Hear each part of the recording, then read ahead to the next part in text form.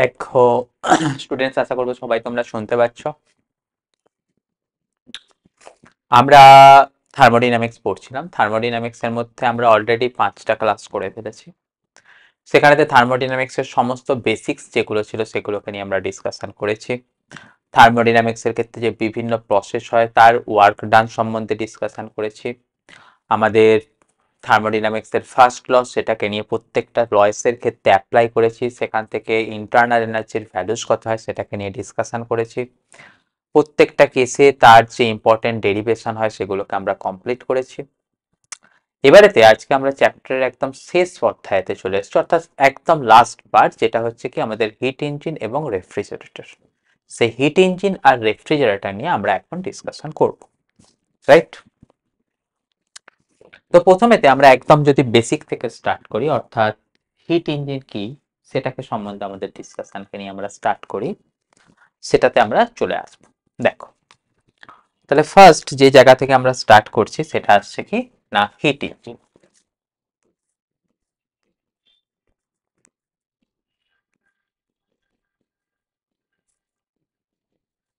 ওকে, তো যদি হিট ইঞ্জিনকে নিয়ে আমরা পড়ি, আমরা জানতে পারবো, দেখ ইঞ্জিন ইঞ্জিন মানে কিসের কথা বলছি, একটা যন্ত্রের কথা বলছি। কিসের যন্ত্র? না তাপীয় যন্ত্র। তো সেই হিট ইঞ্জিন জিনিসটা কি? তো প্রথমেতে আমরা বলবো এটা হচ্ছে এমন একটা যন্ত্র যে যন্ত্রটা কি করে না, হিটকে ওয়ার্কে কনভার্ট করে, অর্থাৎ তাপকে কার্যে রূপান্তর করে। ওকে, তাহলে তাপকে কার্যে রূপান্তর করার জন্য যে যন্ত্র আছে তাকেই আমরা বলবো কি হিট ইঞ্জিন। সেটাকে যদি আমরা লিখি, কিরকম ভাবে লিখছি না, হিট ইঞ্জিন সেটাকে বলছি কি, দেখ এটা হচ্ছে কি আর ডিভাইস হুইচ কনভার্টস, তাহলে একটা যন্ত্র যে কি করে, which converts heat into work. Okay, তাহলে তাপকে কার্যে রূপান্তর করা, সেটার জন্য আমাদের যে যন্ত্র আছে সেটাই হচ্ছে কি আমাদের হিট ইঞ্জিন। এর পরের কথা আসছে কি, দেখ হিট ইঞ্জিন সবসময় একটা সাইক্লিক প্রসেসে কাজ করবে। সাইক্লিক প্রসেসে কাজ করছে মানে কি, যার স্টার্টিং পয়েন্ট এবং এন্ড পয়েন্ট একটা সেম। ওকে, অর্থাৎ যেখান থেকে শুরু করেছে যাওয়ার সময়, তো এক রাস্তা দিয়ে যাওয়ার সময় সে কিছু কার্য সম্পাদন করবে, মানে কি সে হিটকে ওয়ার্কে কনভার্ট করবে, করে আবার সে কি করবে, স্টার্টিং পয়েন্টে ফিরে আসবে। ওকে, তাহলে এখান থেকে আমাদের কথা বলছে কি, a device which converts heat into work, এবং পরের যে ইম্পর্টেন্ট লাইনটা আমরা মাথায় রাখছি না, it follow a cyclic process. Cyclic process কি সেটা সম্বন্ধে ডিটেলস ডিসকাশন আমরা আমাদের আগের ভিডিওতে কিন্তু করেছি। যদি কারো সেই রিলেটেড কোনো কনফিউশন থেকে থাকে, সে কিন্তু আগের ভিডিওটাকে ফলো করে দেখে নেবে। হলো পয়েন্ট। এরপরেতে আমরা চলে যাব কোথায় না, এই হিট ইঞ্জিনেতে আছে কি জিনিস। আমরা সবাই জানবো যে হিট ইঞ্জিনের 3টে মেন পার্ট। কি কি মেন পার্ট? এখানেতে সেই 3টে মেন পার্টের কথা যদি আমরা বলি, heat engine has 3 main part.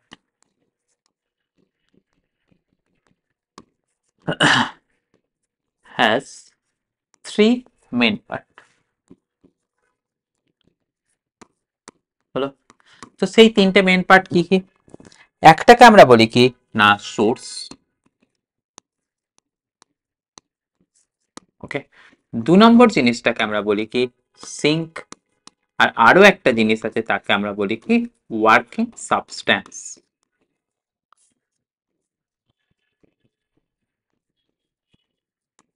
ওকে, তাহলে দেখ প্রথম কথা আসছে কি, সোর্স বলতে আমরা কার কথা বোঝাচ্ছি।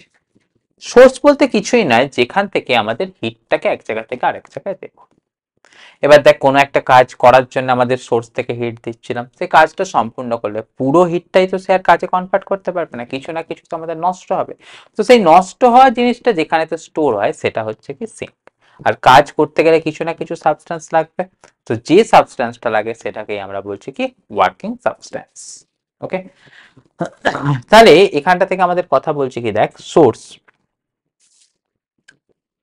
মানে আমাদের যে, আচ্ছা সোর্স কি সেটাতে যাব তার আগে আমাদের এখান থেকে দেখে নিই একটা জিনিস। ধরে নে এই হচ্ছে কি আমাদের সোর্স। সোর্স থেকে আমাদের কি হয় না, হিটকে সাপ্লাই দেওয়া হয়। সেই সোর্স থেকে যে হিটটাকে সাপ্লাই দিচ্ছি সেটাকে কার মধ্যে পাঠাচ্ছি, দেখ একটা প্রসেসের মধ্যে যে জায়গাটাতে আমাদের আছে কি না ওয়ার্কিং সাবস্ট্যান্স।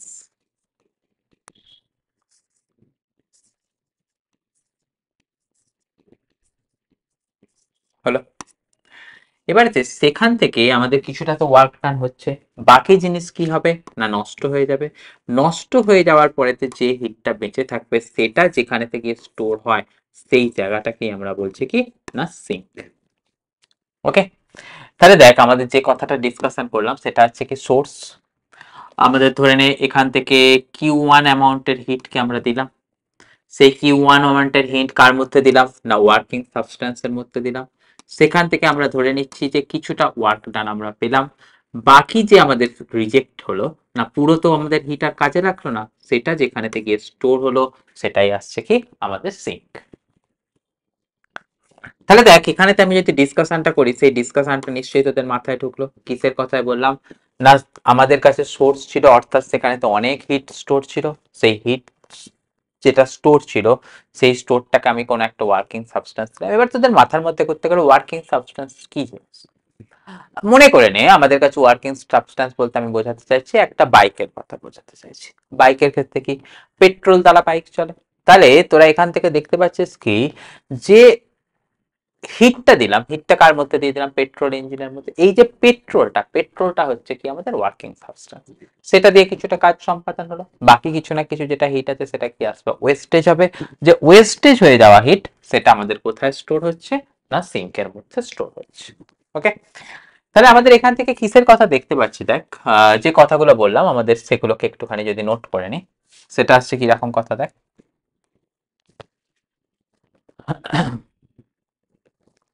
না আমরা করছি কি দেখ তো, ফ্রম সোর্স হিটকে আমরা দিয়ে দিই, হিট ইজ গিভেন, যে হিটটাকে দিয়ে দিচ্ছি সেটা আসছে কি Q1, কিসের জন্য না to do some work.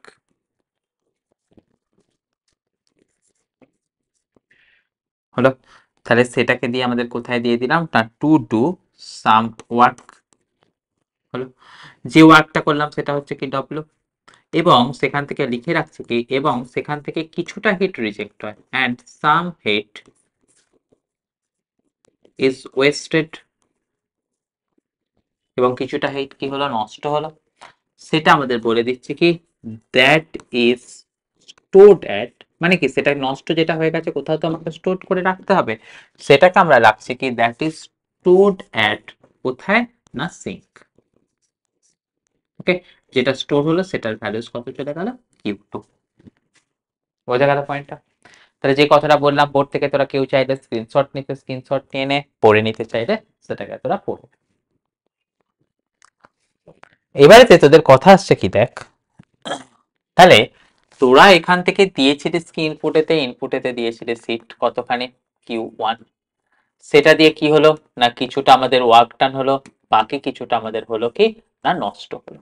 Okay, তাহলে এই যে লাইনটা লিখলাম এটা কোথা থেকে আমরা লিখতে পারি না শক্তির সংরক্ষণ সূত্র, বা যেটাকে আমরা ইংরেজিতে বলি কি ফ্রম কনজারভেশন অফ এনার্জি।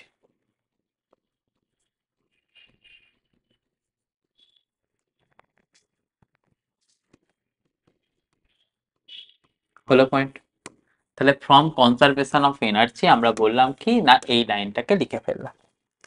এবারে তোরা একটা জিনিস বুঝে দেখ যে তাহলে আমাদের এখান থেকে ওয়ার্ক ডান কতখানি করলাম, ওয়ার্ক ডান করলাম হচ্ছে Q1 মাইনাস Q2, তাহলে ওয়ার্ক ডানটাই তো আমার কাছে কি হলো আউটপুট। ওকে, ও পিক মানে সেটাকে আমি লিখে দিচ্ছি কি আউটপুট, আর ইনপুট হিসাবে তো আমরা কাকে দিয়েছিলাম Q1, Q1টাই হলো কি ইনপুট। ওকে, এবারেতে আমরা সবাই শিখেছি আউটপুট বাই ইনপুট তাকে আমরা বলি কি কর্মদক্ষতা, আউটপুট বাই ইনপুট তাকে আমরা বলি কি কর্মদক্ষতা, যাকে আমরা বলি কি এফিসিয়েন্সি।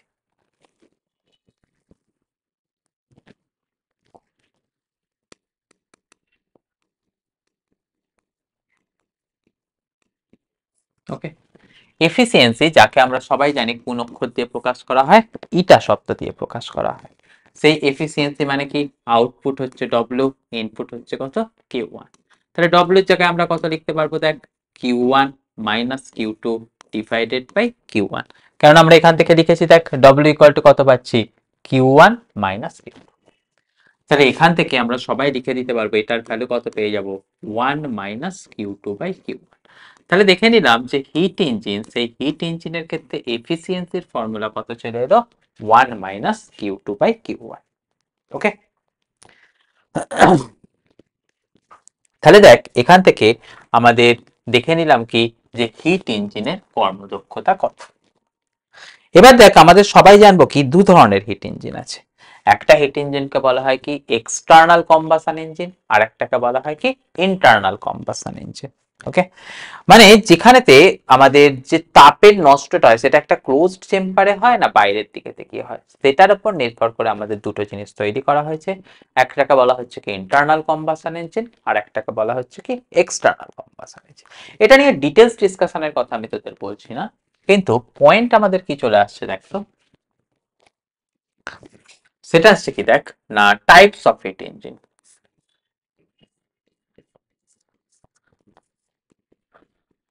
ওকে, জাস্ট নামটা শুধু জেনে রাখার জন্য। টাইপস অফ হিট ইঞ্জিনের মধ্যে আমরা শিখে নিলাম কি, আমাদের দু ধরনের হিট ইঞ্জিন আছে। একটা হিট ইঞ্জিনকে বলা হয় কি এক্সটার্নাল কম্বাসন ইঞ্জিন,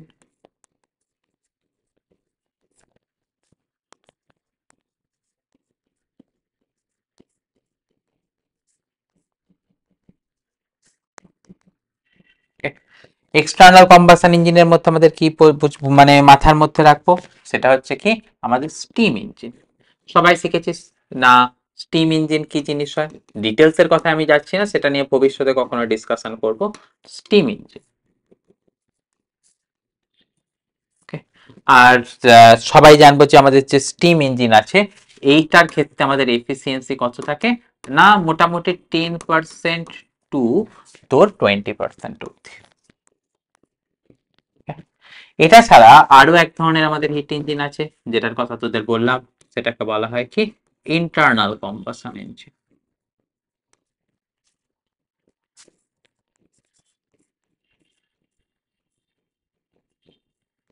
হলো,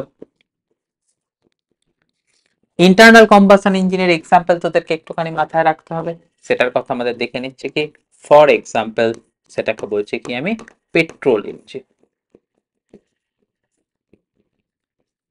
ওকে, পেট্রোল ইঞ্জিনের ক্ষেত্রে সবসময় জানবি যে এফিসিয়েন্সি হয় সেটা থাকে কি 40% থেকে 60%-এর মধ্যে।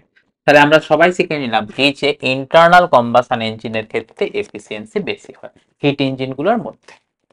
হলো,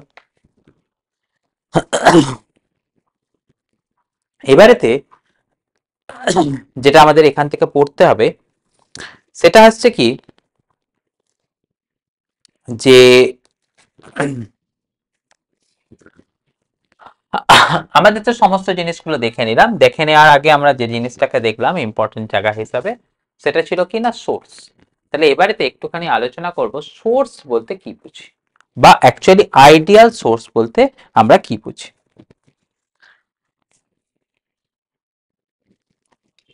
ওকে, তাহলে আমরা এখান থেকে লিখছি কি না সোর্স। সোর্স বলতে আমরা কয়েকটা জিনিস এখান থেকে মাথার মধ্যে রাখবো, মানে সেটা হচ্ছে কি এমন একটা জায়গা যেখান থেকে আমাদের ওয়ার্কিং সাবস্টেন্সটা হিটকে অ্যাবসর্ব করতে পারে বা হিটকে নিয়ে নিতে পারে।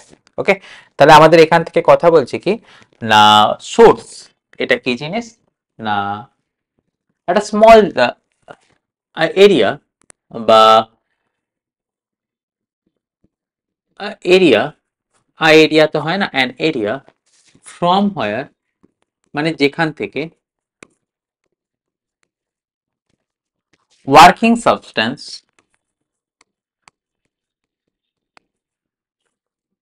working substance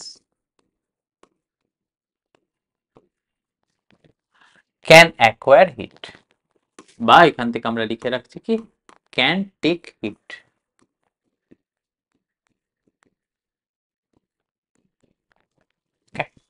দেখ এখান থেকে এরকম কোনো বাধ্যবাধকতা নেই যে কতটা হিট নিতে পারে, আমি যত খুশি হিট নিতে পারি, আমার যতটা দরকার আমি ততটা হিটই নিয়ে নিতে পারি। তাহলে যতটা দরকার ততটা হিট যদি নিয়ে নিতে পারি, তাহলে আমাদের সেখান থেকে কথা আসছে কি, যে দেখ কিউ ইকুয়াল টু আমাদের কত ছিল, এম এস ডেল্টা থিটা। তাহলে যত খুশি তত হিট নিতে গেলে দেখ ডেল্টা থিটা তো আর তোর ইনফাইনাইট হতে পারে না। তাহলে আমাদের এখান থেকে কি মানে ডেল্টা থিটা তো আর একটা সার্টেন অ্যামাউন্টের থেকে তো আর অনেক কোনোদিনও বেশি হতে পারে না। মানে কথা হচ্ছে কি, কিউ আমাদের কি হতে পারে না, অনেক কিছু হতে পারে। এখানে কিউ হচ্ছে কি টেন্ডস টু ইনফিনিটি, আমাদের আইডিয়াল কথা বলবে। তাহলে সেটা কখন পসিবল হবে, সেটা তখনই পসিবল হবে যদি এম ইন্টু এস সেটা কি হয়, টেন্ডস টু ইনফিনিটি হয়। এবার দেখে এই যে এম ইন্টু এস, এটাকে আমরা বলেছি কি না, এটার নাম হচ্ছে কি হিট ক্যাপাসিটি।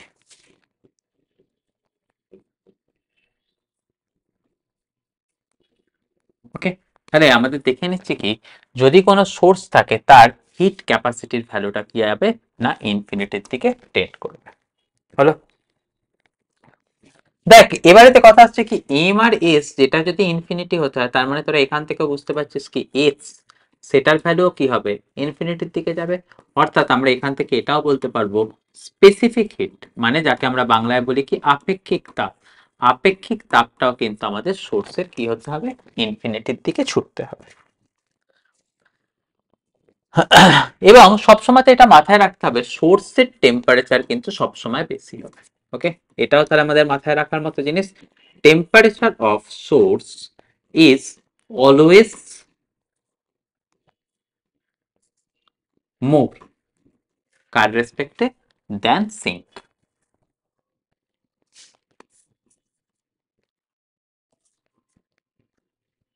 তাহলে সিঙ্কের থেকে সোর্সের টেম্পারেচার কিন্তু আমাদের সবসময় বেশি থাকতে হবে।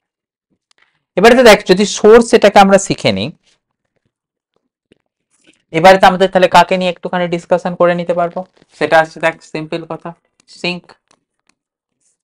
ওকে, সোর্স থেকে তাহলে আমাদের কি হয়েছিল, হিট নিতে পারতাম, তাহলে সিঙ্ক থেকে আমাদের কি থাকতে হবে, এটা আমাদের কথা বুঝতে পারবি কি না, এটা হচ্ছে কি an area where working substance, where working substance can reject the heat. তাহলে যেখানটাতে রিজেক্ট করছে সেটার সমস্ত কিছু যা রিজেক্ট হচ্ছে সেটা তার অ্যাকোয়ার করে নেওয়ার ক্যাপাসিটি থাকতে হবে। সেই কথা অনুযায়ী আমাদের যেটা সিঙ্ক হবে তার টেম্পারেচার সবসময়তে কি থাকবে, ইজ লেস কার রেসপেক্টে না কম্পেয়ার টু সোর্স। এবং আমরা সবাই জানবো যেটা সিঙ্ক আছে তারও কিন্তু ইনফাইনাইট হিট ক্যাপাসিটি থাকতে হবে। ওকে, তাহলে আমাদের কি থেকে নিলাম, সোর্স বলতে কাকে বোঝাচ্ছি, সিঙ্ক বলতে কাকে বোঝাচ্ছি, সেটার কিন্তু আমরা ডিসকাশন দেখে নিলাম। সোর্স বলতে কি বলে দিলাম না, যেখান থেকে অনেক হিট ওয়ার্কিং সাবস্টেন্স নিতে পারবে। সিঙ্ক বলতে কাকে বুঝে নিলাম, যেখানেতে কাজটাকে কমপ্লিট করার পর যেটা ওয়েস্টেজ হবে, যে হিটটাকে রিজেক্ট করছে সেটা সেখানে থেকে স্টোর করতে পারবে। তাহলে সোর্স থেকে হিট নেব, সিঙ্কে গিয়ে হিট রিজেক্ট করব। যেখান থেকে হিট নেব তার ক্যাপাসিটিও ইনফাইনাইট থাকতে হবে, যেখানে থেকে রিজেক্ট করব তার ক্যাপাসিটিও ইনফাইনাইট থাকতে হবে। কোন ক্যাপাসিটির কথা বলছি না, সিম্পল কথা, হিট ক্যাপাসিটির কথা কিন্তু আমি উচ্চারণ করছি। আর আমরা কিসের কথা শিখে নিলাম, সোর্সের টেম্পারেচার সবসময় কি থাকবে, বেশি থাকবে। মানে আমাদের এখান থেকে এটুকুনি কথা বলে দেওয়া যায় যে দেখ যদি আমাদের সোর্সের টেম্পারেচারটাকে আমি দিয়ে দিই কত, টেম্পারেচার অফ সোর্সকে আমি ধর দিয়ে দিচ্ছি কত T1। ওকে, আর যেটা সিঙ্ক আছে সিঙ্কের টেম্পারেচারকে আমি ধর দিয়ে দিচ্ছি কত, T2। সবসময়তে জানবি যে আমাদের যা কিছু ঘটনাই ঘটে যাক না কেন সেখানটাতে T1 should be greater than T2। তাহলে তোদের যে সমস্ত কোয়েশ্চেন দেবে সেই সমস্ত কোয়েশ্চেনের ক্ষেত্রে কোনটা T1 আর কোনটা T2 যদি না জানিস, অর্থাৎ কোনটা সোর্সের টেম্পারেচার আর কোনটা সিঙ্কের টেম্পারেচার যদি তোরা বুঝতে পারিস নিউমেরিক্যালস থেকে, দেন ওয়েল অ্যান্ড গুড। যদি তোরা বুঝতে না পারিস, তোদের কিন্তু মাথার মধ্যে রাখতে হবে অলওয়েজ টেক, তাহলে এটা কিন্তু একটা গোল্ডেন লাইন, এটা কিন্তু মাথায় রাখতে হবে, always take, always take the higher temperature as T1, always take the higher temperature as T1। Okay, and lower temperature as T2. ওকে, তাহলে এটুকুনি কথা কিন্তু তোদেরকে সবার মাথার মধ্যে রেখে দিতে হবে। বোঝা গেল পয়েন্টটা?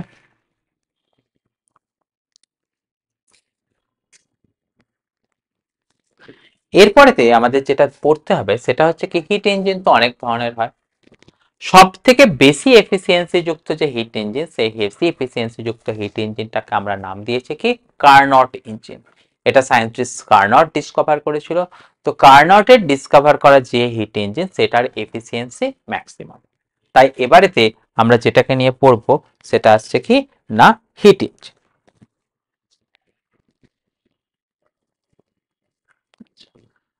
তাহলে এখান থেকে পরের পয়েন্টটাতে চলে যাই, যেটাকে নিয়ে আমরা ডিসকাশন করব সেটা হচ্ছে কি কার্নট হিট ইঞ্জিন।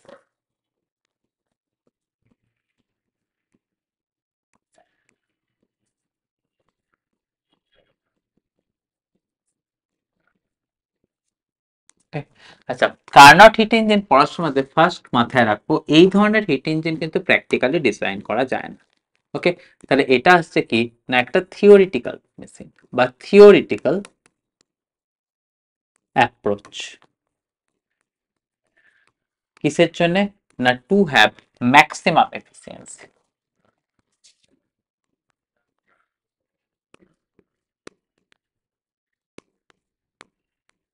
ওকে, এফিসিয়েন্সি বলতে কার কথা বললাম নিশ্চয়ই বুঝে নিয়েছিস এতক্ষণে, না ইটার কথা বললাম। বলে তাহলে আমাদের এখান থেকে দেখছি কি theoretical approach to have maximum efficiency.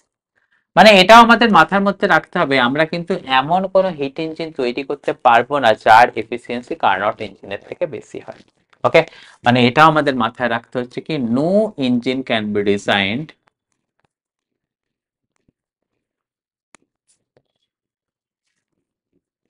এটা কিন্তু আমাদের একটা এমসিকিউ এর জন্য line, right? No engine can be designed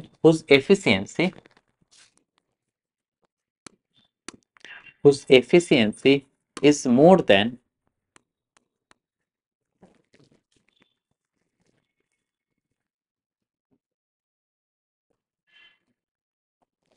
whose eta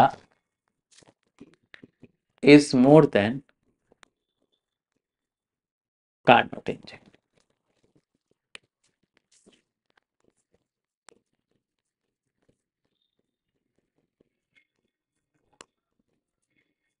হলো? তাহলে এটা একটা তোদের ইম্পর্টেন্ট লাইন চলে গেল, এটার কথা কিন্তু তোদেরকে সবাইকে মাথায় রাখতে হবে।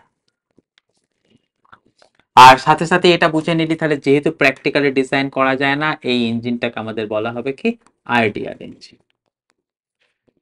তাহলে এই ইঞ্জিনটা এমন কি জিনিস আছে যেটাতে আমাদের বলছে কি আইডিয়াল ইঞ্জিন, যেটা আমাদের প্র্যাকটিক্যালি ডিজাইন করতে পারবো না? এখানেতে আমাদের যে কথাটা বাস মাথায় রাখতে হবে, এটা হচ্ছে একটা এমন হিট ইঞ্জিন যেটা হচ্ছে কি রিভার্সিবল। রিভার্সিবল মানে কি, আমি যেই রাস্তা দিয়ে যাচ্ছি আবার সেখানেতে রিটার্ন করে আসতে পারবো। ওকে, তাহলে আমাদের ফার্স্ট কথা যেটা, এটাতে চলে গেল কি কার্নট হিট ইঞ্জিন কি জিনিস সেটাকে সম্বন্ধে ডিসকাশন চলে গেল। এখানটা থেকে পরের কথা মাথায় রাখতে হবে কি, this is a reversible. Reversible মানে কি, যেমন গিয়েছে সেরকম ভাবে ফিরে আসা। This is an reversible engine operating in cyclic mode.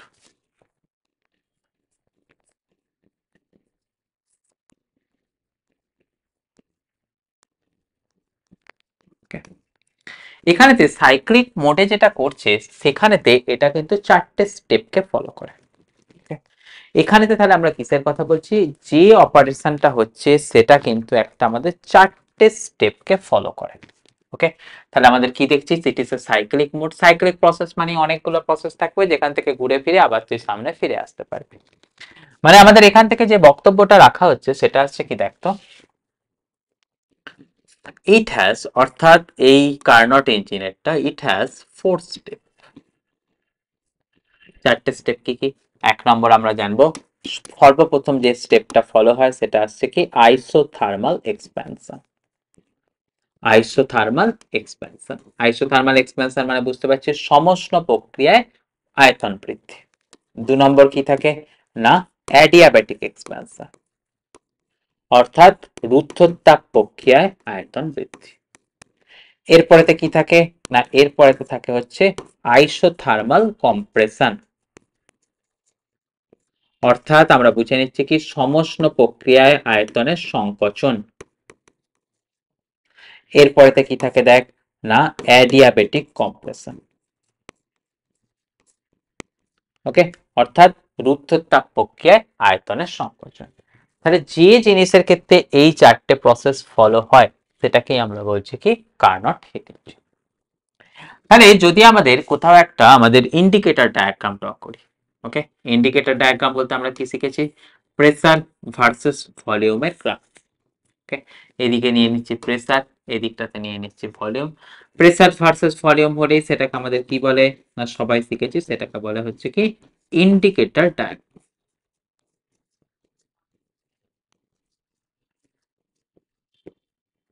হলো,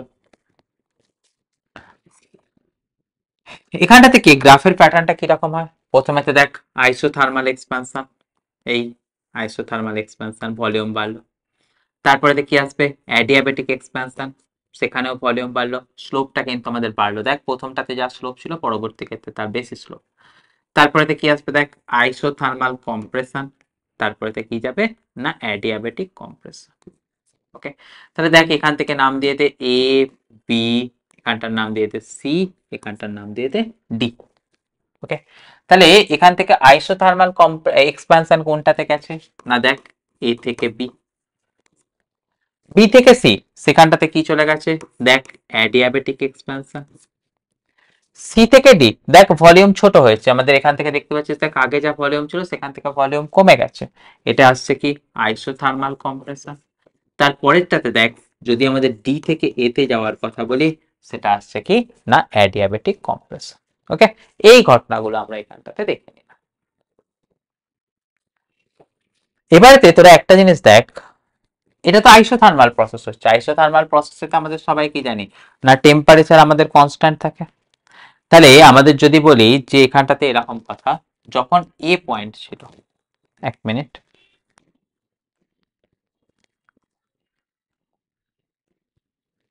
দেখ যখন আমাদের কথা বলছে কি এ পয়েন্টে ছিল,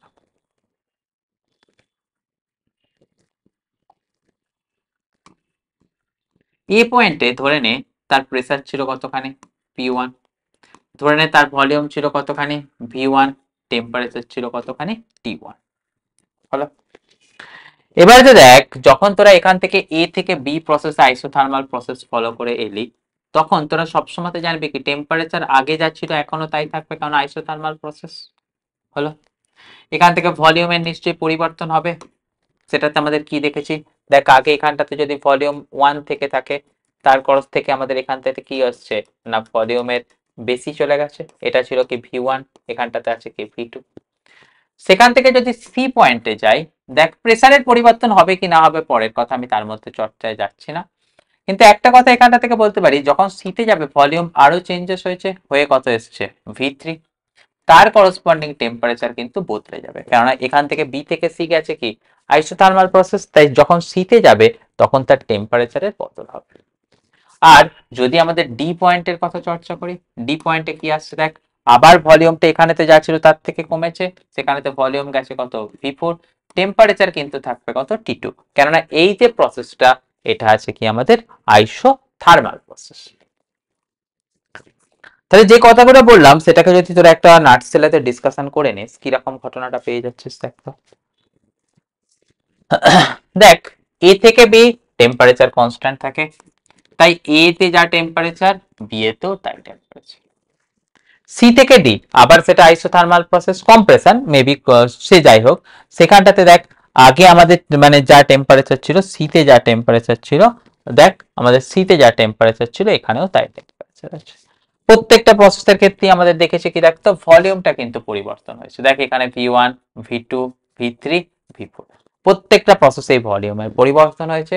তাহলে এ থেকে বি যখন গেছে আইসোথার্মাল প্রসেস হওয়ার জন্য টেম্পারেচার কনস্ট্যান্ট ছিল, বি থেকে সি যাওয়ার জন্য আমাদের কি ছিল অ্যাডিয়াবেটিক প্রসেস, টেম্পারেচার কনস্ট্যান্ট ছিল না, টেম্পারেচার বদল হয়েছে।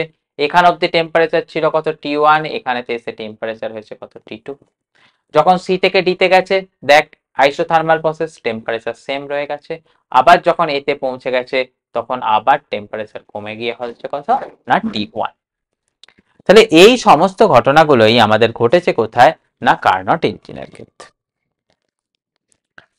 তাহলে আমাদের এখান থেকে দেখে নিলাম কি চারটে স্টেপে জিনিসটা ফলো হচ্ছে, চারটে স্টেপে জিনিসটা কমপ্লিট হচ্ছে। যদি জিনিসটা চারটে স্টেপে কমপ্লিট হয় আমাদের প্রত্যেকটা স্টেপে কোথায় কত কি ওয়ার্ক ডান হয়েছে না হয়েছে সেটাকে আমরা দেখতে পারবো। আমাদের প্রথমেতে যেগুলো হয়েছে সেগুলোকে একটা একটা করে দেখে নেব। তোরা আগে এখান থেকে এই ভিডিওটার মধ্যে এই পেজটাকে একটুখানি ছবি তুলে দেখে নে।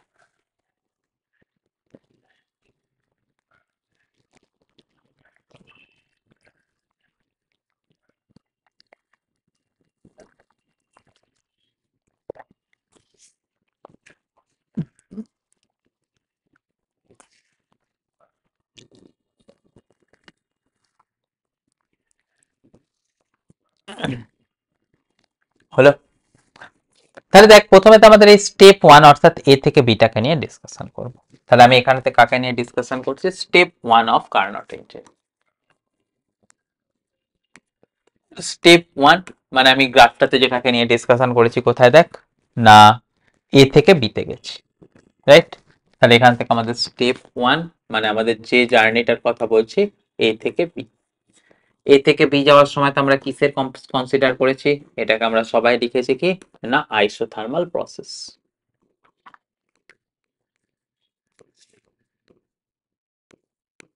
আইসোথার্মাল প্রসেস বাংলা সবাই শিখেছি, যাকে বলা হয় কি আমাদের সমষ্ণ প্রক্রিয়া। হলো, এই ঘটনার সময়তে আমরা কিরকম ভাবে চিন্তা ভাবনা করেছি বা দেখেছি দেখ। দেখ আমাদের কাছে এরকম একটা আইসোলেটেড চেম্বার থাকবে।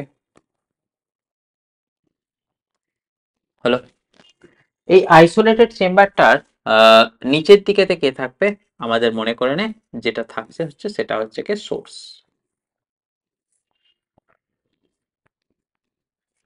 এখানটা থেকে মনে কর দেখ কোন একটা ওয়ার্কিং সাবস্টেন্স আছে, সেই ওয়ার্কিং সাবস্টেন্সের মাথাতে আমাদের একটা পিস্টনকে দিয়ে দেওয়া আছে। ওকে, তাহলে দেখ আমাদের এখান থেকে কিসের কথা দেখতে পাচ্ছি, এই যে সোর্স আছে সেই সোর্স থেকে আমাদের কি করবে না হিট এর মধ্যে চলে যাবে। কতখানি হিট গেল Q1। Q1 হিট যাওয়ার ফলে সেখানটাতে কিছু ওয়ার্ক ডান করবে। আইসোথার্মাল প্রসেসেতে হচ্ছে, আইসোথার্মাল প্রসেসেতে হলে আমাদের কি চলে যাচ্ছে দেখ আমরা সবাই দেখতে পাচ্ছি কি হোয়াট এভার হিট আমরা দিচ্ছি আইসোথার্মাল প্রসেসের ক্ষেত্রে কত থেকে DQ equal to DU plus DW, তাই না। এবার দেখ সবাই জানি আইসোথার্মাল প্রসেস, তোর আইসোথার্মাল প্রসেসের ক্ষেত্রে সবাই কি শিখেছি দেখ ডিইউ তার ভ্যালু হয় কত 0। তার মানে যে হিটটা দিচ্ছে সে কিছু না কিছু তো ওয়ার্ক ডান করবে। তার মানে আমাদের যে ওয়ার্ক ডানটা হবে তার ফলে এই যে তোর পিস্টনটা আছে সেটা আমাদের কি করবে নিজস্ব পজিশন থেকে আমাদের মুভ করবে। তাহলে আমাদের এখান থেকে দেখতে পারবো কি due to this the piston, কেন এই কথাটা বলছি না এটা আইসোথার্মাল প্রসেস ছিল বলে, due to this the piston will move slightly, এবং সেটা কিন্তু যেহেতু আইসোথার্মাল প্রসেস সেটাকে আমাদের কি হতে হবে খুব আস্তে আস্তে হতে হবে অ্যান্ড ভেরি স্লোলি। ওকে, তাহলে এখান থেকে দেখে নিলাম কি এখান থেকে হিট যাবার ফলে এই পিস্টনটার মুভমেন্ট হবে সেটা খুব ধীরে ধীরে হবে, কেননা আমাদের বলেই দেওয়া আছে এটাকে হতে হবে কাকে না আইসোথার্মাল প্রসেসকে ফলো করে হতে হবে। তাই এই হিট দেবার ফলে সেই পিস্টন আস্তে আস্তে উপরের দিকে গেল এবং কিছুটা ওয়ার্ক ডান করলো। আমরা সবাই জানি যে আইসোথার্মাল প্রসেসের ক্ষেত্রে যে ওয়ার্ক ডান হয় সেই ওয়ার্ক ডানের ভ্যালু কার সাথে ইকুয়াল হয় না হিট গিভেনের সাথে ইকুয়াল হয়। আমরা তো শিখে নিলাম ওয়ার্ক ডান 1 নম্বর স্টেপের ক্ষেত্রে ওয়ার্ক ডান তাই W1 দিলাম, সেটা কার সাথে ইকুয়াল হবে না যে পরিমাণ হিট দিয়েছি তার সাথে ইকুয়াল হবে। আমরা সবাই শিখেছি আইসোথার্মাল প্রসেসের ক্ষেত্রে ফর্মুলা কত হয় ওয়ার্ক ডানের nRT natural log of V2/V1। Okay, তাহলে আমাদের এখান থেকে টেম্পারেচার শুরুতে কত ছিল T1, তাহলে এখান থেকে লিখে দেবো কত nRT1 natural log of V2/V1। যদি কনফিউশন থাকে গ্রাফটার দিকে তাকা, এখানে টেম্পারেচার কত ছিল দেখ T1, এখান থেকে শুরুতে ভলিউম কত ছিল V1, তারপরে যখন পরের স্টেপটাতে গেছে বি তে পৌঁছেছে ফাইনাল ভলিউম কত এসছে V2। তাহলে আমাদের এখানটার ক্ষেত্রে সবাই দেখতে পাচ্ছি, দেখ এখানটার ক্ষেত্রে T1টা কি না, T1 হচ্ছে কি টেম্পারেচার, কোথায় না temperature at A and B. Okay, দেখ এ থেকে বি তে যাওয়ার সময় ডিসকাশন করেছিলাম, এখানেও T1 এখানেও T1, আইসোথার্মাল প্রসেস সেম থাকবে। তাহলে আমাদের কি দেখলাম V2, সেটাকে আমরা বলছি কি এই প্রসেসটার ক্ষেত্রে ফাইনাল ভলিউম। ওকে, বা আমাদের সেটাকে বলবো কি ভলিউম অ্যাট বি। V1 সেটাকে আমাদের বলেছি কি ইনিশিয়াল ভলিউম, বা আমরা বলবো কি ভলিউম অ্যাট এ। যদি এই জিনিসগুলো জানা থাকে আমরা কি লিখে দেবো না ফার্স্ট স্টেপটাতে ওয়ার্ক ডানের ভ্যালু কত হয় না এই ফর্মুলা দিয়ে হয়েছে। নিশ্চয়ই বোঝা গেছে। এরপরেতে আমাদের যেটাকে নিয়ে ডিসকাশন করব সেটা হচ্ছে কি সেকেন্ড স্টেপ।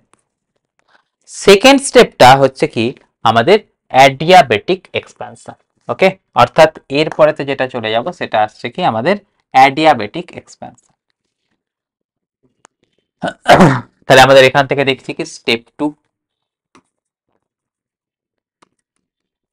স্টেপ টু এর সময় আমরা কাকে নিয়ে ডিসকাশন করছি না, দেখ স্টেপ টু তে এখানটাতে কোথায় গিয়েছিলাম বি থেকে সি তে গিয়েছিলাম। দেখ বি থেকে সি তে গেছি, বি থেকে সি তে গেছি। তাহলে দেখ এটাতে আমরা লিখবো কি, এটা হচ্ছে কি না বি থেকে সি তে যাওয়ার সময়ের প্রসেস। এই প্রসেসটা কি ছিল দেখ অ্যাডিয়াবেটিক এক্সপ্যানশন।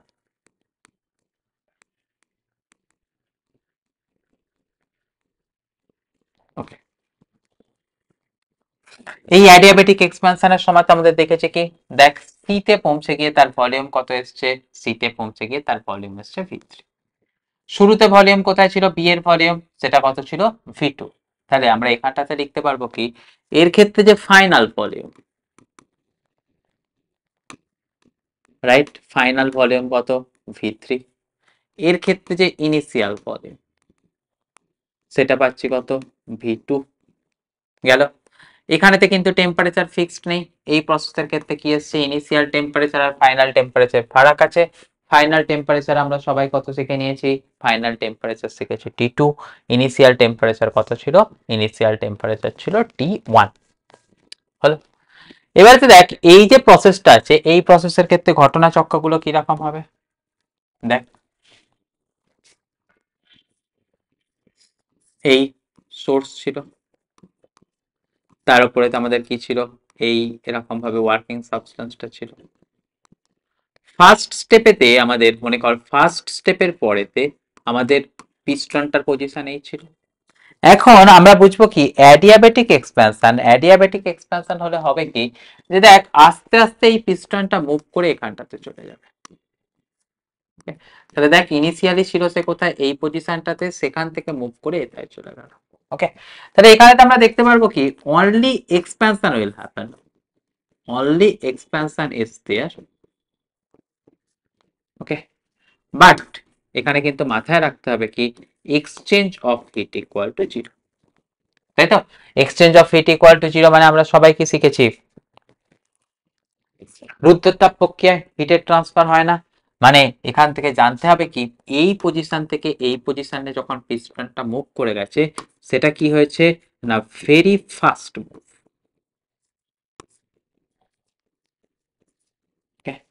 তাহলে এই প্রসেসের ক্ষেত্রে অর্থাৎ সেকেন্ড স্টেপেতে যে ওয়ার্ক ডান আসবে সেই ওয়ার্ক ডানের ফর্মুলা কত আসবে না আমরা সবাই শিখেছি এখানে তো ওয়ার্ক ডানের ভ্যালুসকে আমাদের কি রকম ভাবে লিখতে হয় না সেটার জন্য আমরা শিখেছিলাম কি রকম ভাবে দেখতো ফর্মুলা শিখেছিলাম কি না N R delta T divided by 1 minus gamma. তাহলে দেখ ডেল্টা টি মানে কি final temperature minus initial temperature, তাহলে লিখে দেবো কত N R T2 minus T1 divided by 1 minus gamma. Okay, তাহলে এটা হয়ে গেল কার ক্ষেত্রে না আমাদের সেকেন্ড স্টেপের ক্ষেত্রে কত। এরপরেতে আমাদের কি থাকবে দেখ এরপরেতে থাকবে হচ্ছে স্টেপ 3। সবাই এই পাতাটাকে স্ক্রিনশট নেওয়ার হলে নিয়ে নে, দেখে নেওয়ার হলে দেখে নে।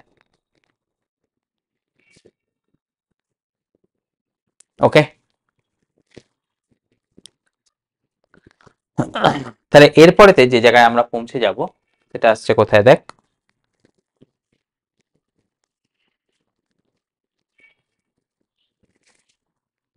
এরপরে তো আমাদের যেটা থাকবে সেটা হচ্ছে আমাদের না আইসো স্টেপ 3। আগে আমাদের স্টেপটার নাম লিখে নি,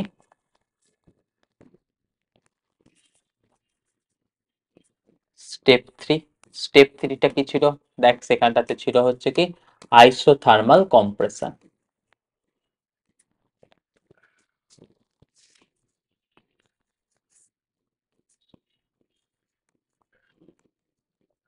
হলো, এই আইসোথার্মাল কম্প্রেশনটা কোন জায়গাটাতে হয়েছিল সবাই একবার দেখে নে।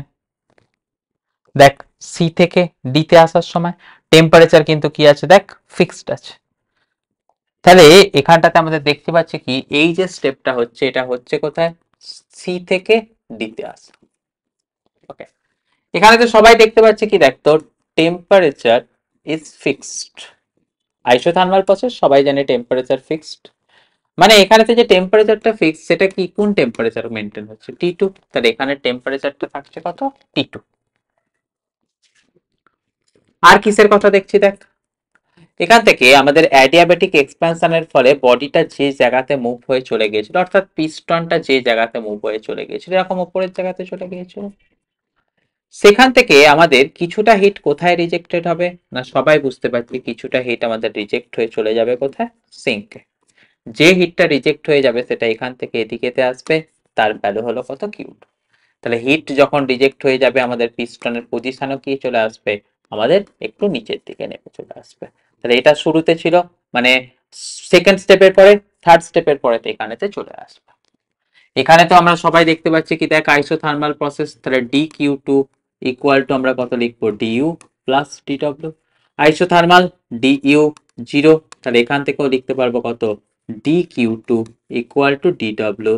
সেটা ইকুয়াল টু আমরা কত লিখবো না, Q to equal to W.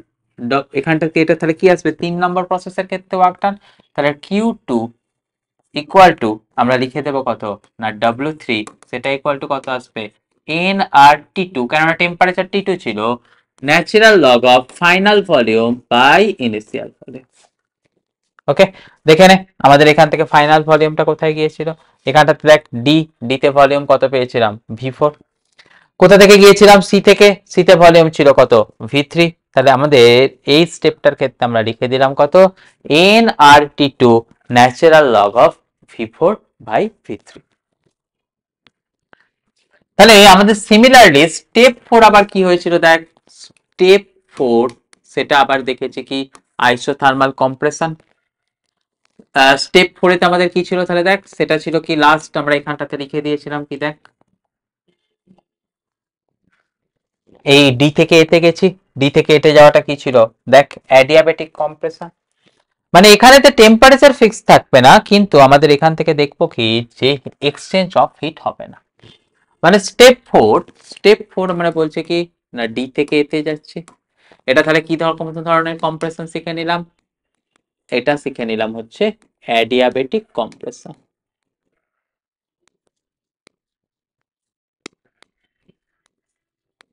ওকে, এখানটাতে সবাই জানি কি exchange of heat equal two 0।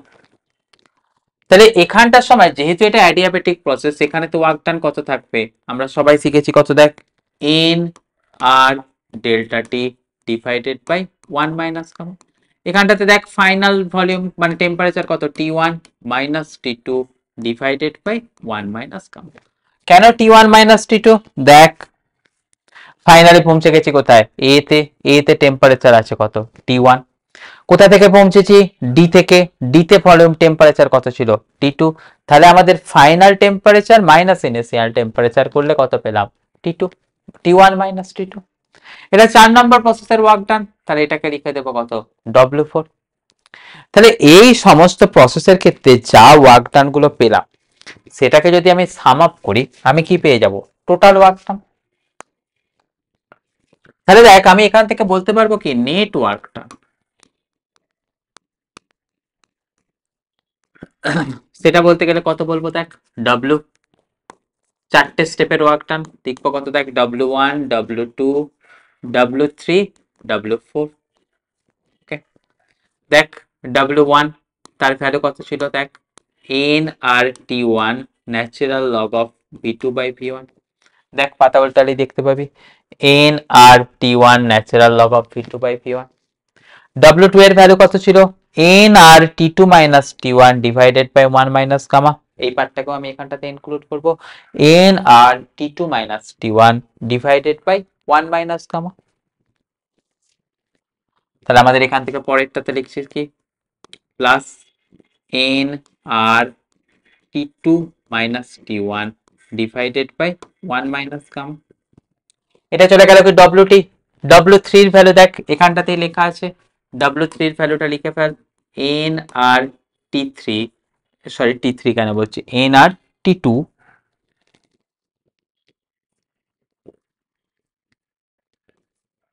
Natural log of আমাদের কত পেয়েছিলাম, V4/V3।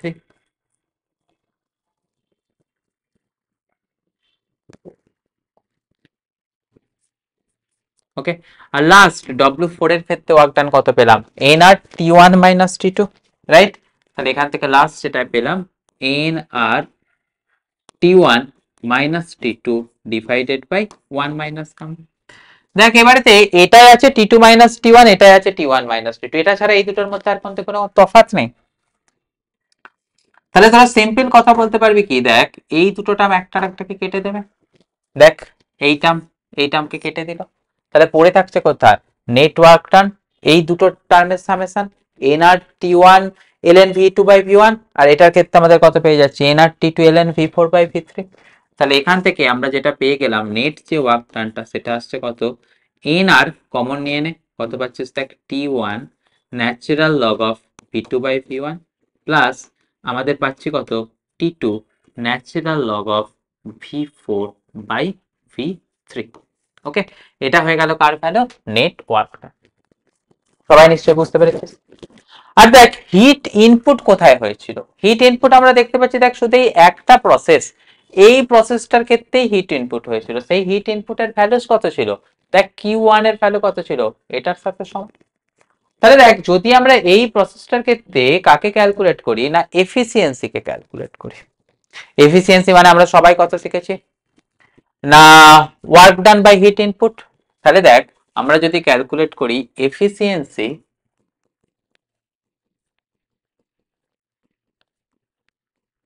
কোথায় না, efficiency in case of Carnot engine.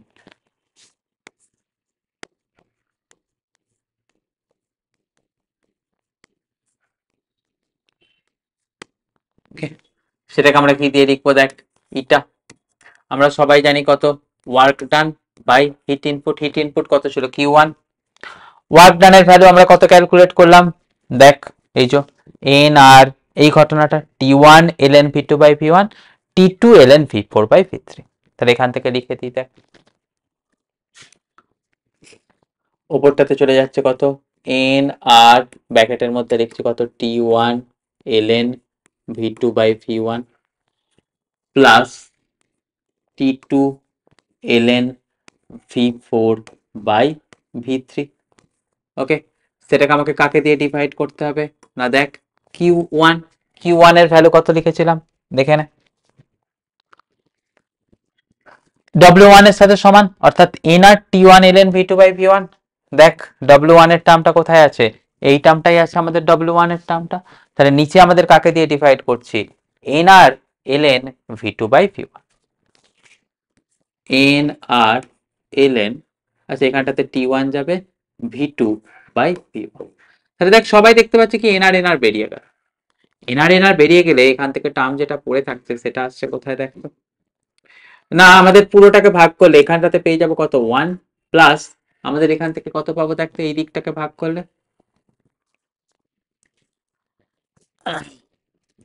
এই দিকটাকে ভাগ করলে আমরা পেয়ে যাবো, দেখ সিম্পল কথা, একটা পাবো কত T2/T1, এখানটাতে থাকবে কত, ওপর দিকটাতে থাকবে ln V4/V3, নিচে কতখানি পেয়ে যাব ln V2/V1।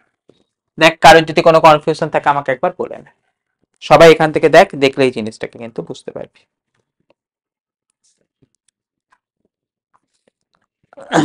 বোঝা গেছে কথা?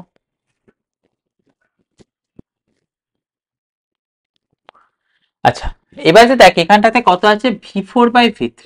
v4/v3 কে আমি কি লিখতে পারবো, v3/v4 করলে সামনে একটা মাইনাস চলে আসবে। সেই কথাটা মাথায় রাখলে আমরা কত লিখতে পারবো, দেখ তো 1 মাইনাস t2/t1। এখান থেকে আমরা কি লিখতে পারবো, natural log of v3/v4 divided by natural log of v2/v1। Okay, তাহলে এই কথা অবধি আমরা কাকে লিখতে পারবো না, এফিসিয়েন্সি কে দেখতে পারবো। ওকে, এবারেতে আমাদের একটুখানি কাজ করতে হবে। সেই কাজটা হচ্ছে কি দেখতো, না দুটো জায়গা দেখতে হবে। এক নম্বর জায়গায় যেটা দেখবো সেটা হচ্ছে, দেখ বি থেকে যখন সি তে এসেছিলাম সেটা ছিল কি আমাদের অ্যাডিয়াবেটিক প্রসেস। তাহলে বি থেকে সি সেটা ছিল কি, দেখ অ্যাডিয়াবেটিক প্রসেস। ওকে, আমি এখান থেকে কিসে যাচ্ছি, দেখ বি থেকে সি। ওকে, বি থেকে সি আমাদের কি ছিল, অ্যাডিয়াবেটিক।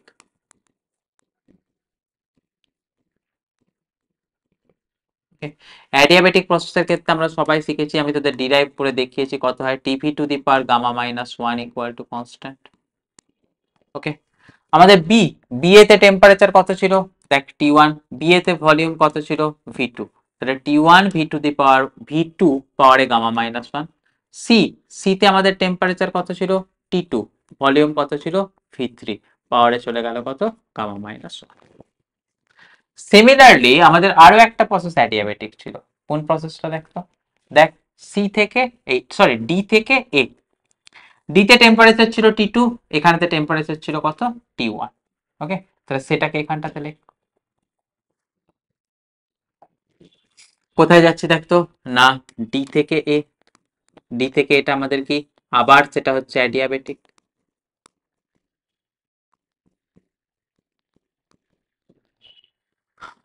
এখানটাতে তাহলে আমাদের দেখবো কোথায়, না সি ডি। ডি তে আমাদের টেম্পারেচার কত ছিল, টি2। ভলিউম কত ছিল, ভি4। তাহলে তার পাওয়ারে গামা মাইনাস ওয়ান। এ এতে আমাদের টেম্পারেচার কত ছিল, টি1। ভলিউম কত ছিল, ভি1। পাওয়ারে চলে গেল কত, গামা মাইনাস ওয়ান। তাহলে এই যে দুটো কোয়ান্টিটি পেয়ে গেলাম, এই দুটো কোয়ান্টিটি থেকে আমি যদি করি কি না, ডিভাইড করি, মানে এই কোয়ান্টিটিটাকে এই কোয়ান্টিটিটাকে দিয়ে ডিভাইড করি, মানে আমাদের কত পেয়ে যাবো দেখতো, না এই দেখ এখানেতে এই যে কোয়ান্টিটিটা আছে টেম্পারেচার দেওয়ার টার্মটা টি1 ভি2 পাওয়ারে গামা মাইনাস ওয়ান, এটার এই দিকের টার্মটাকে নিচে লিখে দিলাম। তাহলে কত লিখছি দেখ, T one V one to the power gamma minus one. Right সাইডেতে এটার টার্মটা কত আছে, দেখ টি2 ভি3 পাওয়ারে যাচ্ছে কত, গামা মাইনাস ওয়ান। নিচে এই দিকের এই টার্মটা দেখ কত পাচ্ছে, টি2 ভি4 গামা মাইনাস ওয়ান। তাহলে দেখ এখান থেকে টি1 টি2 এটা এটা কেটে গেল। আমাদের এখান থেকে কত পেয়ে যাচ্ছিস, দেখ তাহলে সিম্পল পেয়ে যাচ্ছিস ভি2/ভি1 সেটা ইকুয়াল টু কত পেয়ে যাচ্ছিস, ভি3/ভি4। তাহলে দেখ তার যদি বোথ সাইডেতে লগ নেই তাহলেই তো আমাদের এই ওপরের কোয়ান্টিটিটা পেয়ে যাচ্ছিস। মানে সিম্পল লাইন আর কি দাঁড়িয়ে গেল, এই কোয়ান্টিটি আর এই কোয়ান্টিটি তুই কি করতে পারবি, ক্যান্সেল আউট করে দিতে পারবি। কেমন, তাহলে সেটাকে ক্যান্সেল আউট করলেই তোরা এখান থেকে পেয়ে যাবি কি, 1 - t2/t1। এই যে ফর্মুলাটা পেলি, এটাই হচ্ছে কি আমাদের কার্নট সাইকেলের ক্ষেত্রে এফিসিয়েন্সির ফর্মুলা। ওকে, তাহলে দেখ এখান থেকে আমরা পুরো জিনিসটাকে কিন্তু তোদের কাছে ডিরাইভ করে দেখিয়ে দিলাম।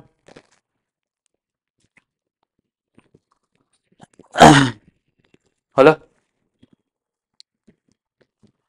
তাহলে দেখ এফিসিয়েন্সির ফর্মুলা বললে আমাদের পরীক্ষাতে এবারে ফর নিউমেরিক্যালস আমি কয়েকটা লাইন লিখিয়ে দিই যেটা আমাদের দরকার পড়বে।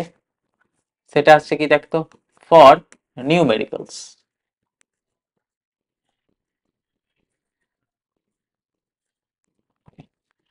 ফর নিউমেরিক্যালস আমাদের একটা শিখলাম কি, দেখ এফিসিয়েন্সি। কার্নট ইঞ্জিনের ক্ষেত্রে এফিসিয়েন্সি দেখ, সেখান থেকে আমরা শিখলাম কি, ওয়ার্ক ডান বাই কিউ1।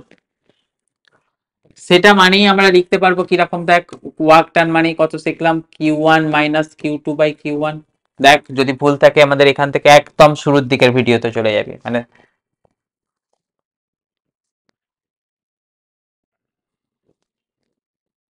এই যে ওয়ার্ক ডান মানে আমি তোদের কত লিখিয়েছিলাম, Q1 - Q2, সেই কথাটাই লিখলাম।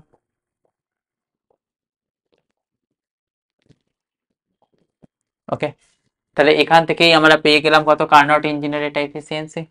আবার দেখ একটু আগেই কার্নট ইঞ্জিনের ক্ষেত্রে কত দেখালাম, এটা জেনারেল যে কোনো হিট ইঞ্জিনের ক্ষেত্রে, তাহলে একটু আগেই কি দেখালাম এইটা, সেখান থেকে আমাদের কত লিখতে পারবো T1 minus T2 by T1। Okay, তাহলে দেখ এখানটাতেই আমরা এটাকেও লিখে দিতে পারবো কি কার্নট ইঞ্জিন হলে এটাকে আমরা লিখতে পারবো কত T1 minus T2 by T1। Okay, তাহলে আমাদের দেখে নিলাম কি দেখ ফর নিউমেরিক্যালস আমাদের এই এফিসিয়েন্সির ফর্মুলাটা কিন্তু প্রচন্ড ভাবে দরকারি আসবে। এবং এখান থেকে এটাকে তোরা কম্পেয়ার করলে দেখতে পাবি, দেখ যদি এই লাইনটা লিখেছিলাম এখান থেকে তো আমরা লিখেছিলাম কি দেখ না eta equal to 1 minus Q2 by Q1, just এটাকে Q1 দিয়ে ডিভাইড কর না তাহলেই এটা পাবে। আবার দেখ এখানটা থেকে আমরা লিখেছিলাম কত eta equal to 1 minus T2 by T1।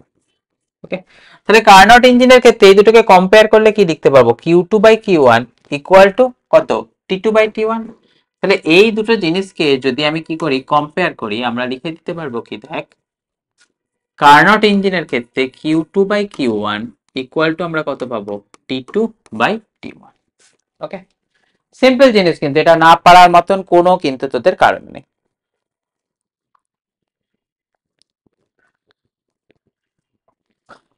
হয়েছে? আচ্ছা, এটা তাহলে আমাদের কার্নট ইঞ্জিন কেন পড়লাম না, এটা হচ্ছে কি it is the best hit engine, it is the best hit engine in terms of efficiency.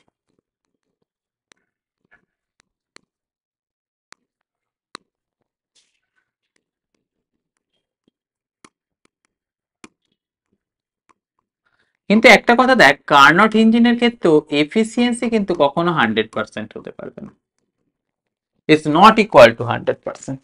তার কারণ কি বল? তার কারণ হচ্ছে দেখ যদি 100% হতে হয় তার মানে কি করতে হবে আমাকে ইটার ভ্যালুকে কত হতে হবে 1। এবারে তো দেখ এই ফর্মুলার ক্ষেত্রে আমরা দেখেছি কি দেখ ইটা ইকুয়াল টু আমরা শিখেছি কত 1 মাইনাস T2 বাই T1। তার মানে তোকে এটা দাঁড়াচ্ছে কি যদি এখান থেকে ইটার ভ্যালু 1 হতে হয় তখন তোকে আমাদের বোঝাতে হবে কি দেখ T2 বাই T1 সেটা ইকুয়াল টু আমাদের হতে হবে কত T2 by T1 equal to আমাদের হতে হবে কত 0। ওকে, তাহলে এটা হতে গেলে আমাদের হতে হবে কি T2 by T1 equal to 0। কিন্তু দেখ টি টু টি টু আমাদের কি শিখেছি দেখ টেম্পারেচার অ্যাট সিঙ্ক, সেটা তো আমাদের কখনো 0 নয়। আর যদি এটাকে 0 হতে হয় টেম্পারেচার অ্যাট সিঙ্ক হতে হবে কি 0, যেটা আমাদের কি আসছে হুইচ ইজ নট পসিবল। কিছু না কিছু তো হিট রিজেক্ট হবেই, এরকম তো কোনোদিনও হবে না যে পুরো হিট রিজেকশন ইকুয়াল টু 0, মানে টেম্পারেচার থাকবে না সেটা তো কখনো হবে না। বা এটা হতে গেলে আমাদের কি আসতে হবে T1, অর্থাৎ আমাদের দেখছি কি টেম্পারেচার অ্যাট সোর্স সেটার ভ্যালু হতে হবে কত ইনফাইনাইট, যেটাও কিন্তু ইম্পসিবল। ওকে, তাহলে যেহেতু এই দুটো জিনিস সবসময়তেই ইম্পসিবল আমাদের কিন্তু এটা মাথায় রেখে দিতে হবে এই ধরনের হিট ইঞ্জিন কিন্তু আমাদের কখনোই পসিবল নয়। ওকে, তাহলে এই কথাটা কিন্তু আমাদের প্রত্যেককে মাথায় রাখতে হবে। আর এই কথাটার উপর বেস করেই আমাদের কিন্তু আরো একটা থিওরেম দেয়া হয়েছে, যে থিওরেমটাকে বলা হয় কি কার্নট থিওরি। ওকে, তাহলে সেখান থেকে লাস্ট এখান থেকে যদি আমরা এটাকে নোট করে ফেলি যেটাকে বলা হচ্ছে কি কার্নটের সূত্র বা বলা হচ্ছে কি কার্নট থিওরেম। অনেকবার সেটাকে ডিসকাশন করেছি তবুও লাস্ট সেটাকে আমরা লিখে দেব, no reversible heat engine, no reversible heat engine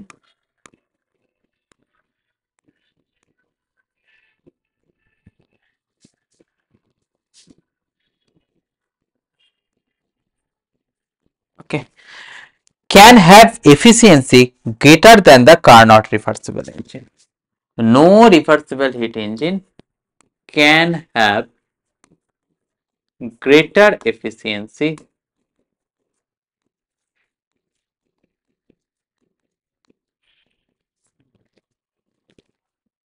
than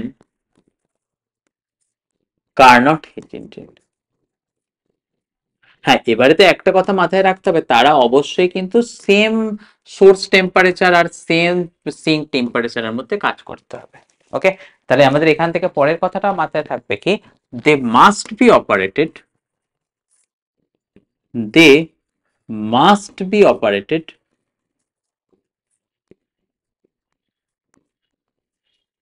কোথায় না between same temperature difference between same T1 and T2 okay T1 and T2 বলতে আমাদের বলতে পারছি কি এটা হচ্ছে কি সোর্সের উষ্ণতা আর T2 মানে আমরা বলে দিচ্ছি কি না সিঙ্কের উষ্ণতা তাহলে এই কথাটা মাথায় রেখেই আমরা হিট ইঞ্জিনটাকে কমপ্লিট করছি পরের ক্লাসেতে আমরা রেফ্রিজারেটর করব এবং হিট ইঞ্জিন এবং রেফ্রিজারেটর সম্বন্ধে কয়েকটা নিউমেরিক্যালস দেখে নেব পরের ক্লাসটা খুবই ছোট ক্লাস হবে তো তার আগে তোদের এখানে থেকে যা থিওরিসটা আমি দিয়েছি একটা কংক্রিট থিওরি দিয়ে দিলাম তোদেরকে সেই থিওরিসটাকে তোরা যতটা পারবি দেখে নিবি তোদের কার্নট হিট ইঞ্জিন সম্বন্ধে সমস্ত কনফিউশন এখানেতে দূর হয়ে যাওয়া উচিত তোরা এটাকে সবাই মিলে ভালোভাবে দেখিস আশা করব তোদের হেল্প হবে চল তাহলে for the time being bye bye ভালো থাকিস সবাই